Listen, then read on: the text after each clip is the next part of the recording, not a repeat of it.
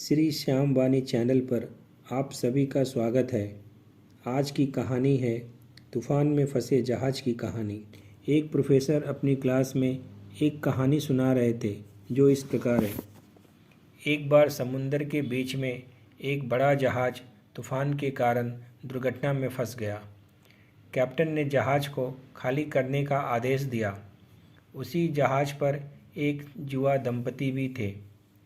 जब life boat पर बैठने का उनका नंबर आया तो पता चला कि लाइफ बोट पर सिर्फ एक ही व्यक्ति की जगह बची है।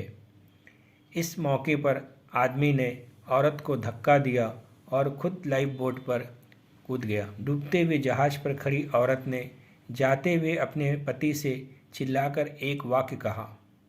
अब प्रोफेसर ने रुककर स्टूडेंट से पूछा, तुम्हें क्या लगता है उस औरत ने अपने पति से क्या कहा होगा? ज़्यादातर विद्यार्थी फौरन चिल्लाए। औरत ने कहा होगा, मैं तुमसे नफरत करती हूँ, आई हेट यू। प्रोफेसर ने देखा एक विद्यार्थी बिल्कुल शांत बैठा हुआ था। प्रोफेसर ने उससे पूछा, तुम बताओ तुम्हें क्या लगता है? वह लड़का बोला, मुझे लगता है उस औरत ने कहा होगा, हमारे बच्चे का ख्याल रखना। प्रोफेसर को आश्चर्य हुआ। उन्होंने लड़के से पूछा, क्या तुमने ये कहानी पहले से सुन रखी थी? लड़का बोला, जी नहीं, पर यही बात बीमारी से मरती हुई मेरी माँ ने मेरे पिता से कही थी। प्रोफेसर ने दुखी लहजे में कहा, तुम्हारा उत्तर सही है। प्रोफेसर ने कहानी आगे बढ़ाई।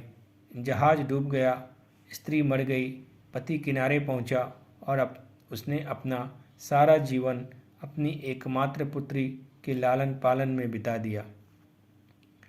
कई सालों के बाद जब वह व्यक्ति मर गया तो एक दिन सफाई करते हुए उसकी लड़की को उसके पिता की डायरी मिली। डायरी से उसे पता चला कि जिस समय उसके माता पिता उस जहाज पर सफ़र कर रहे थे उस समय उसकी माँ एक गंभीर जानलेवा बीमारी से पीड़ित थी और उसके जीवन के कुछ ही दिन शेष बचे थे।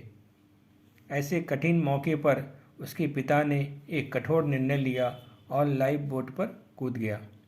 उसके पिता ने डायरी में लिखा था, तुम्हारे बिना मेरे जीवन का कोई मतलब नहीं। मैं तो तुम्हारे साथ ही समुंदर में समा जाना चाहता था, पर जब अपने बच्चे का ख्याल आया तो मुझे तुमको अकेले ही छोड़कर जाना पड़ा। जब प्रोफेसर ने कहानी समाप्त की तो पूरी क्लास में सन्नाटा छाया हुआ था। इस संसार में कहीं सही गलत बातें हैं, पर उसके अतिरिक्त भी कई जटिलताएं हैं जिन्हें समझना आसान नहीं है। इसलिए ऊपरी सतह से देखकर बिना गहराई को जाने समझे परिस्थिति का सही आकलन नहीं किया जा सकता।